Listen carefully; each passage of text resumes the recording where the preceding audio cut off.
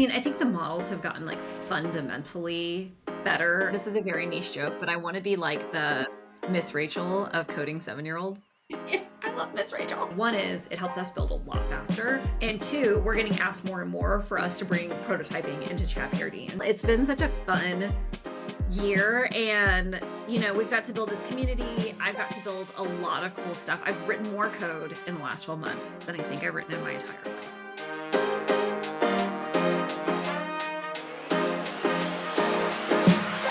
Hey everyone, Elisa here, and I am with Claire Vo, the founder and creator of ChatPRD. And we wanted to just do a 1-year reflection of ChatPRD. Wanted to hear some stories from Claire, some good, some bad, and get her take on the future.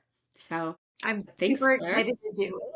Thank you. You've been such a big part of the first year of ChatPRD. Can you believe Just a he's super already fan. on? I'm just a super fan here. So I know a lot of people know the story of ChatPRD, but not everyone does. So can you just share, like, 1 year ago on the birth of ChatPRD, how did it get started?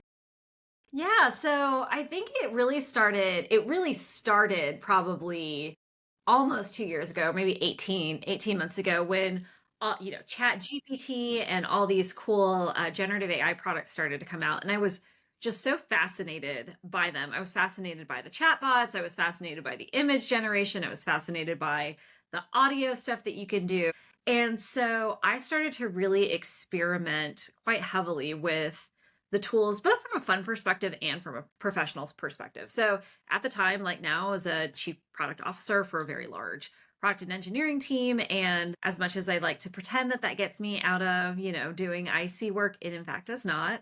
And so I had a lot of work on my plate that I thought I could automate with generative AI. And at the same time, it was this moment where there's this very interesting technology coming out that I thought, I really got to learn this. Like, I've seen a couple kind of like state change technology shifts in my career, and this was one where I was like, okay, hold the presses. I actually have to learn how this stuff works. So in addition to experimenting with the tools itself, I took a building products with generative AI class as well, just to get my head wrapped around what was this? How could you use it? How could you build with it? And my mind just exploded. I was just unbelievably excited about what was possible. And that's all background for the story, which is really how ChatPRD started. Is I had to write a PRD. Like that's the origin story. Is I was in a meeting and we were working on a very technical product. It was like this detailed data audit log, and all the PMs were totally slammed. And I was the most technical, sort of like hybrid product engineering thinker in the room. And I said, look, I'll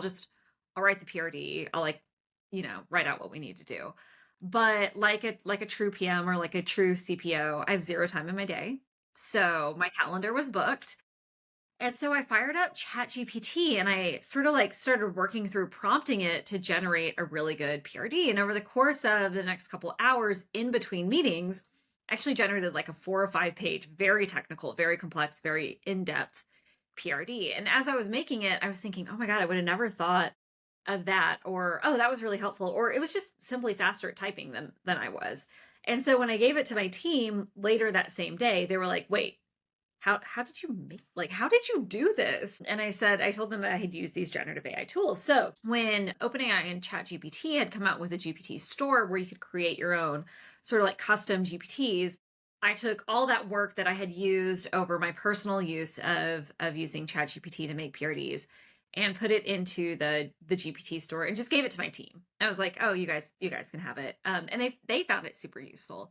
So when I was on break for Thanksgiving, I was reflecting on how many people had used the GPT and how many dollars I had made from how many people had used the GPT. And I made $0, despite tens of thousands of people using the GPT on the GPT store. So I thought, well, let's see if I can make this a thing. And so I sat down over Thanksgiving, fired up some code, and started building the first standalone version of ChatPRD. And so that went live in late November last year, in late November 2023.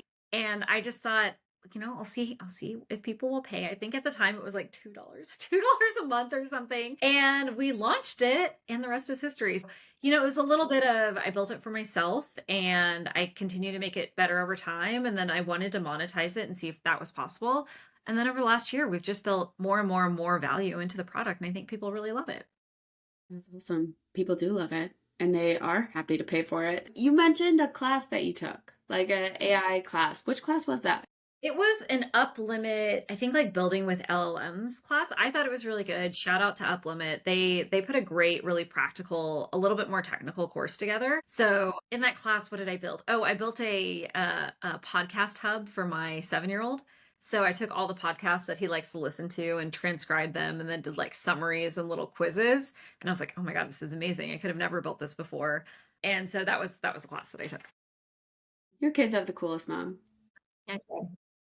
I mean, you're building like tic-tac-toe apps with them. We That's all. are. We're gonna do a series on this channel of just me and Henry building apps Yeah. together. It will be very Oh fun. yeah. That would be awesome. It would expand our demographic of audience probably. Can I tell you something? This is a very niche joke, but I want to be like the Miss Rachel of coding 7-year-olds. I love Miss Rachel. I Please know. be. Yes. Don't I you think will. that's like my highest I'm calling? in. Yes. So good. So, okay, it's been a full year now. You got things started. People started paying for it. What has like surprised you the most? Oh my gosh, it's like this great reminder of what product market fit actually feels like. You know, when you work in bigger companies, you sort of like you start getting to this metrics mode of like, oh, if I make this 10% better, or if like some people use it, or if I can sell it, it works. But like you lose this raw sense of like product market fit. And you know, Elisa, you have been in our support queue. In the early days, it was like this thing doesn't work. And You'd be yet like, this still doesn't like work. for it. This doesn't work. There's a million bugs, but I'm still loving it. Yeah, I'm still obsessed with it. Like, Yeah. can you take my money? Yeah. And to me is like the truest mark. And then if anything goes wrong, like you know, a couple times like OpenAI APIs have gone down, like people are like, where's ChatPRD? I cannot function without it. And so that like sort of like raw sense of product market fit and you know that thing that they say where like no matter the quality of the product, people rip it out of your hands.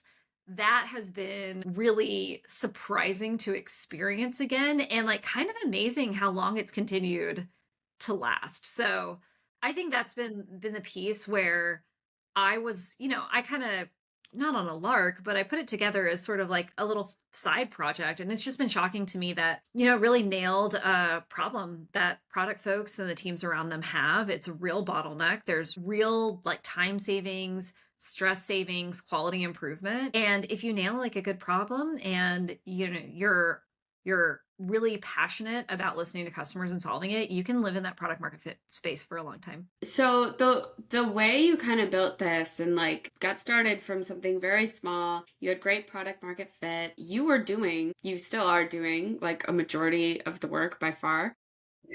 What have you learned about just like bootstrapping and being scrappy as you're kind of building this thing that has great PMF? Yeah, it's really interesting because I have, you know, we were talking earlier about birthday coming up. I have a couple of years of experience behind me. I've seen businesses be built in a lot of different models. So I've raised venture capital. I've been part of, you know, publicly traded companies. I've been part of like late stage, as I am now, like late stage venture funded companies that are still private. And then I'm, you know, bootstrapping ChatPRD as like functionally a solo founder with a part-time team around me that's totally remote and totally async. And we all just kind of like chip in when we chip in. And, you know, AI, all of our AI tools and buddies that are doing so much work. And, you know, I've learned, I have a couple reflections on it. One, you know, you have to be in it like this no matter how you're funded. And what I mean is you have $5 million in the bank, you have $0 in the bank. You should be operating like we operate, which is like every customer matters. You work as hard as you can. Everybody does anything. There's no job too low for you, no job too high for you. You just have to do it. And I think being bootstrapped really puts that into like very clear relief. I think similarly to product market fit, gets really clear when you're working on a product and you're like being very scrappy as you build it. I think the reality of like startup life and almost what they say about founder mode becomes like just so much more crystal clear when you're resource constrained. And what I tell, you know, my friends in, you know, venture, like previous investors that have invested in me, other founder friends is, you know, they say, why, you know, you could invest more. And I say, having first of all, we're not resource constrained, we're cash flow positive, so like we're making money. But the other thing is being resource constraints mean you do not waste a single minute. You don't waste a single dollar. Like you think about what's this dollar going to do and how's it going to drive outcomes. And I think staying really close to that is just a very true form of business building.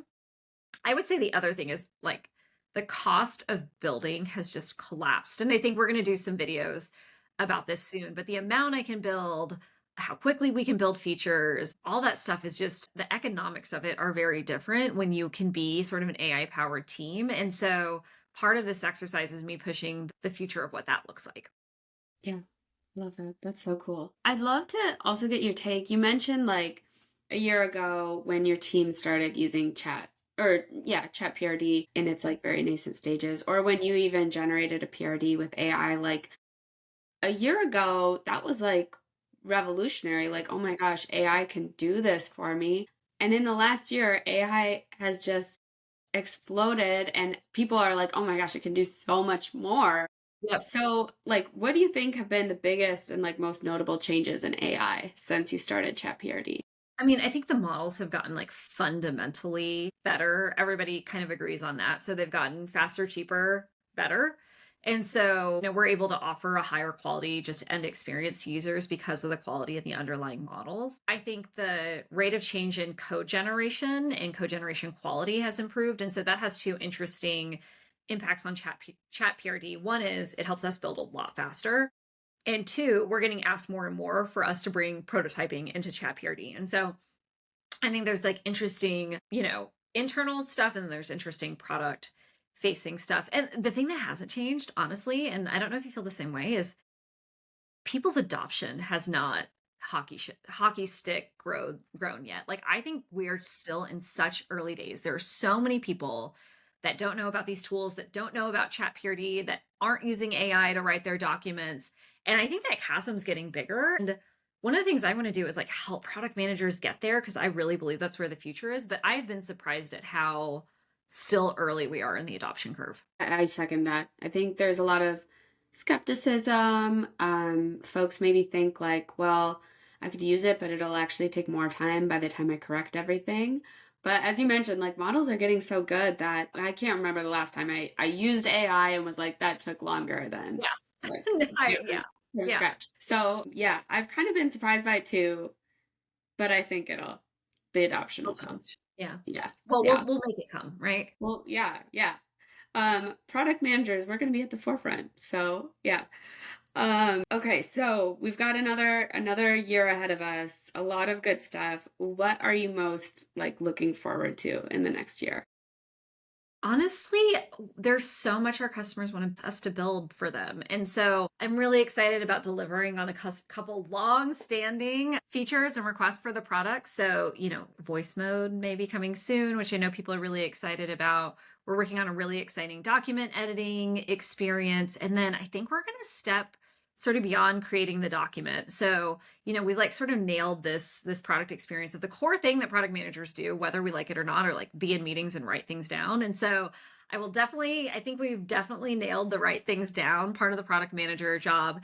And so now I'm thinking on like sort of more agentic flows. What more could we do for the product manager to extend their reach, automate them, make their lives a lot easier, or even think about how we could help their sort of partner teams like engineering or design or sales really take advantage of some of these tools. So I'm excited about the product side. I'm also excited to see how the community and use space shifts over time. We've been really like a grassroots, bottoms up, individual product manager style product for a long time. But as you know, when we launched teams, now we're getting so many more teams on the platform with 2 people or 10 people or 20 people or 100 people. And so really trying to figure out how to serve a team with ChatPRD has been something that I've been focused on for the last 3 months and something I think I'm really excited about next year. I think next year is going to be the year of the team on ChatPRD, The but we'll year see. of the team. I like it. Well, it's cool because I mean, you added the team functionality, was it like middle of this year? It was like September. It wasn't that long Was ago. it just, well, even though since introducing the team functionality, I think before you introduced it formally, like there were a lot of teams wanting to Yeah, adopt it yeah, and like absolutely. starting to adopt it. But even with that, like I feel like ChatPRD still has that like very authentic grassroots feel to it. Like our community hasn't changed. It's still like a very approachable product. So yeah, that's awesome. I mean, as someone who works on a team and I'm trying to get our team to use ChatPRD for everything, keep those features coming. Well, I know we're almost up on time. Is there anything else that maybe I didn't ask that I should have? I think what I would say is my biggest reflection over last year is like I'm really grateful. It's been such a fun year, and we've got to build this community. I've got to build a lot of cool stuff. I've written more code in the last 12 months than I think I've written in my entire life. Like I have just done so much in the last year, and then I get to be and work with people like you and meet people like you, and it's just been a real fun year. And so I would just say that my biggest reflection over the last year is I'm really grateful, and it's been fun, and I anticipate it continuing that way moving forward. That's awesome. I'm so grateful to be just a tiny part of it. As I reflect on the year, it's just like, wow, I've grown so much just learning from you and like watching you take the reins on this and, all the talks you've done and demos you've done. It's like, I then see myself at work and I'm like, gosh, I'm like 10x better just from all the learnings in the last year. So I'm also grateful. You had an amazing first year. And I think everyone should be excited about the next year to come. So thank you so much for sharing. For those of you watching, thank you for joining. I hope this was interesting to you, and stay tuned for some really cool videos coming up. If you liked the video, give it a thumbs up. And if you want to hear more, please subscribe. That's a wrap. Bye. Bye.